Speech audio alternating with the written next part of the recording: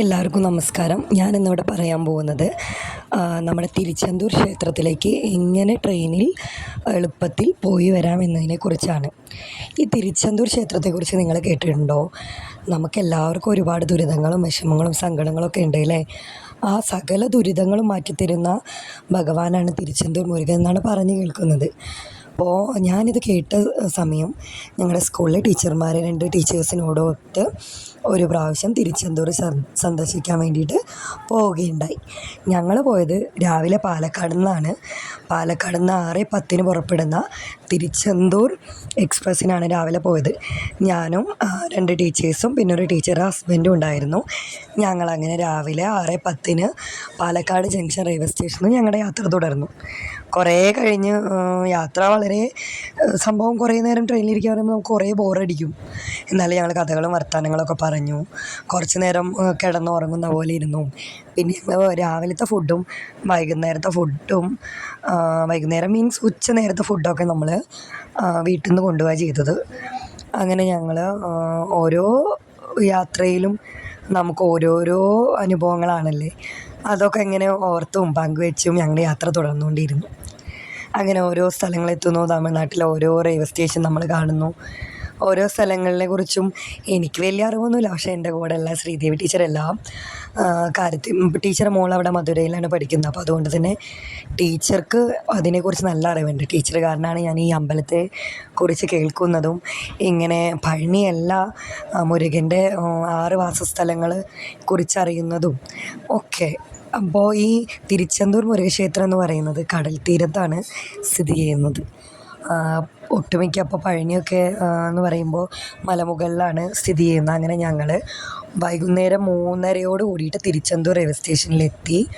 അവിടെ നിന്ന് ഞങ്ങൾ പുറത്തിറങ്ങിയപ്പോൾ നല്ല മഴയാണ്. അപ്രതീക്ഷിതമായി ഒരു പെരുമഴയത്താണ് ഞങ്ങൾ തിരുച്ചെന്തൂർ എത്തുന്നത്. അവിടെ നിന്ന് ഞങ്ങൾ ഓട്ടോ പിടിച്ച് 150 രൂപയായിട്ട് ഓട്ടോ ചാർജ്. നല്ല മഴയായിരുന്നു. മഴ നനഞ്ഞ് ഞങ്ങൾ അമ്പലത്തിലേക്ക് കയറുന്നു. അമ്പലത്തിൽ ഈ യൂട്യൂബിലൊക്കെ പറയുന്ന പോലെ 3 മണിക്കൂറും 4 മണിക്കൂറും ക്യൂ പ്രതീക്ഷയാണ് ഞങ്ങൾ അമ്പലത്തിലേക്ക് എത്തിയത്. പക്ഷേ ദൈവം സഹായിച്ച് ഞങ്ങൾക്ക് ഒരു ക്യൂ അവിടെ നിന്ന് കിട്ടിയില്ല. വളരെ സിമ്പിളായിട്ട് ഞങ്ങളത് കൂടെ ഒരു ക്യൂ ഇല്ലാതെ അമ്പലത്തിൻ്റെ അകത്തേക്ക് പ്രവേശിക്കും. അവിടെ നമുക്ക് ഫോട്ടോ എടുക്കാനൊന്നും അലൗഡ് അല്ല. പക്ഷെ അതിൻ്റെ ചുറ്റും അയ്യോ എൻ്റെ പൊന്നോ, അത്രയും മനോഹരമായ ഒരു കാഴ്ചയായിരുന്നു. കടൽ തീരവും ബാക്കിൽ ഫുള്ള് അങ്ങനെയാണ്. അങ്ങനെ ഞങ്ങൾ അമ്പലത്തിലേക്ക് പ്രവേശിച്ചു. അവിടെ ചെന്നപ്പോഴാണെങ്കിലോ മുരുകനെ കാണാൻ എന്തു ഭംഗിയാണ്. ഭഗവാൻ അത്രയും അതിമനോഹരമായി അത്രയും ഭംഗിയോട് കൂടിയിട്ടാണ് നമ്മൾക്ക് ദർശനം കിട്ടിയത്. ആ ദർശനം എന്ന് പറയുമ്പോൾ കുറച്ച് നേരം കൂടി ഒന്ന് കാണണമെന്ന് ആഗ്രഹിച്ചു. അതേപോലെ തന്നെ ഭഗവാൻ ഞങ്ങൾക്ക് അതിനുള്ളൊരു അവസരം നൽകി. നമ്മുടെ തൊട്ടപ്പുറത്തുള്ള ഒരു ചെറിയൊരു പയ്യനായിരുന്നു അവിടെ സെക്യൂരിറ്റി ആയിരുന്ന ആളെ നമുക്ക് അവിടെ നിന്ന് ഡോറ് തുറന്നു തന്നു. ഞങ്ങൾ ഫ്രണ്ടിൽ പോയി ഭഗവാനെ നന്നായി ദർശിച്ചു. പിന്നെ അതിന് ശേഷം അവിടെ ചുറ്റും കാണുകയും അവിടെ ഭഗവാന്റെ തന്നെ ശൂരപത്മാസുരനെ നിഗ്രഹിച്ചുകൊണ്ടുള്ള ഒരു നമ്മൾ ശരിക്കും ഒരു നടരാജരൂപം പോലെയുള്ളൊരു വലിയൊരു ബിംബം ഉണ്ടായിരുന്നു. പക്ഷെ നമുക്കത് മുരുകനാണെന്നൊന്നും അറിയില്ല. അങ്ങനെ അവിടെ അവർ അഭിഷേകം ചെയ്യുന്നുണ്ടായിരുന്നു ഭഗവാന്. ഓരോരുത്തരുടെ വഴിപാടാണ്. ഞങ്ങൾ കുറേ നേരം അറിയാതെ അവിടെ നിന്നു. പിന്നെയാണ് ഒരു ചേച്ചി പറഞ്ഞത് നമുക്കത് ഭഗവാൻ്റെതാണെന്ന് പറഞ്ഞു. അങ്ങനെ ഞങ്ങളവിടെ ഭഗവാന്റെ പ്രതിഷ്ഠയുടെ മുന്നിൽ പോയിട്ട് അഭിഷേകം കണ്ടു. അഭിഷേകത്തിൻ്റെ പ്രസാദം നമ്മുടെ മേൽ വന്ന് വീഴുകയും അങ്ങനെ അത്രയും നല്ല അനുഭവം കിട്ടി. ഞങ്ങൾ പുറത്തിറങ്ങിയപ്പോഴേക്കും കുറച്ചും കൂടിയും ഒരു വൈകുന്നേരത്തിൻ്റെ ഒരു ഇത് വന്നിരുന്നു. പക്ഷെ ഞങ്ങളന്ന് മധുരയും കൂടിയും പോകുന്നതുകൊണ്ട് ഞങ്ങൾക്ക് ഭയങ്കര ടെൻഷൻ ഉണ്ടായിരുന്നു. ട്രെയിൻ കിട്ടുമെന്ന് 8 മണിക്കായിരുന്നു അവിടെ നിന്ന് ട്രെയിൻ ഉണ്ടായിരുന്നു. പക്ഷെ ഭഗവാൻ ഞങ്ങൾ ഉച്ചയ്ക്ക് കൊടുന്ന ഇഡ്ഡലി കുറച്ചേ കഴിച്ചിട്ടുണ്ടായിരുന്നുള്ളൂ. പക്ഷെ ഞങ്ങൾക്ക് അവിടെ നിന്ന് നല്ല ഭക്ഷണം. ഞാനവിടെ സദ്യക്ക് പോകുമ്പോൾ അയ്യോ എനിക്ക് തമിഴ്നാട് ഫുഡ് ഇഷ്ടമല്ല. പക്ഷേ നിങ്ങളത് കഴിക്കണം, അവിടുത്തെ അന്നദാനം അത്രയും നല്ല സാമ്പാറും ഒരു ഉരുളക്കിഴങ്ങിൻ്റെ ഒരു അടിപൊളി ഒരു മസാലക്കറി ഉണ്ടായിരുന്നു. പിന്നെ അപ്പളം ഉണ്ടായിരുന്നു. പിന്നെ പായസം ഉണ്ടായിരുന്നു. ഞങ്ങളതൊക്കെ വയറ് നിറച്ച് കഴിച്ചു. പിന്നെ അതിൻ്റെ ബാക്കിൽ തന്നെ ഒരുപാട് കാഴ്ചകളുണ്ട്. അവിടെ ഞങ്ങൾ കടലിൻ്റെ അവിടെ പോയി കുറച്ച് നേരം കടലിൽ ഇറങ്ങി, വെള്ളത്തിലിറങ്ങി. പക്ഷെ നല്ല മഴയായിരുന്നു.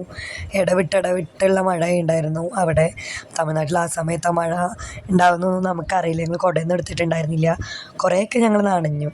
പക്ഷെ പിന്നീട് നമ്മളിങ്ങനെ ഓരോ ഇതിനെക്കുറിച്ച് കേൾക്കുമ്പോൾ അവിടെ ഒരു നാഴിക്കിണറുണ്ട്. അവിടുത്തെ വെള്ളം നമ്മൾ തലയിൽ ഒഴിക്കണം. പക്ഷേ ഞങ്ങൾക്ക് അതിനുള്ള ഒരു സമയം കിട്ടിയില്ല. അറിയില്ല.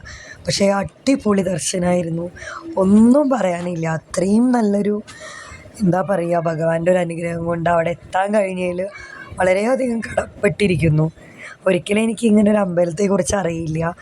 സത്യമാണ്, നിങ്ങളൊരിക്കലെങ്കിലും പറ്റുവാണെങ്കിൽ പോകണം. കാരണം നമുക്ക് അത്ര വലിയ ചിലവൊന്നും ആയിട്ടില്ല. ആകെ നമുക്ക് പാലക്കാട് നിന്നും തിരുച്ചെന്തൂർ വരെ 130 രൂപയാണ് ട്രെയിൻ ടിക്കറ്റായിട്ട് നമുക്ക് ചാർജായിട്ട് വന്നത്.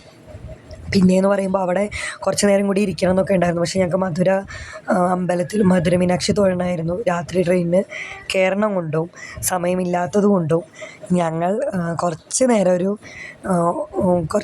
നേരം കൂടി അവിടെ സ്പെൻഡ് ചെയ്ത് അതിന് ശേഷം ഞങ്ങൾ അവിടെ നിന്ന് തിരിച്ച് റെയിൽവേ സ്റ്റേഷനിലേക്ക് ഇതേപോലെ ഓട്ടോ വിളിച്ച് 150 രൂപയാണ് ചാർജ് ഉണ്ടായിരുന്നത്.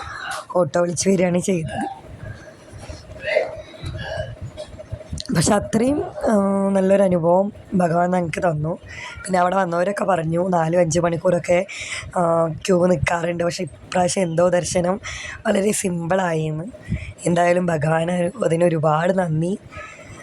നിങ്ങൾക്ക് പറ്റുവാണെങ്കിൽ ഒരിക്കലെങ്കിലും ഇവിടെ വന്ന് പോകണം എന്നാണ് എനിക്ക് പറയാനുള്ളത്.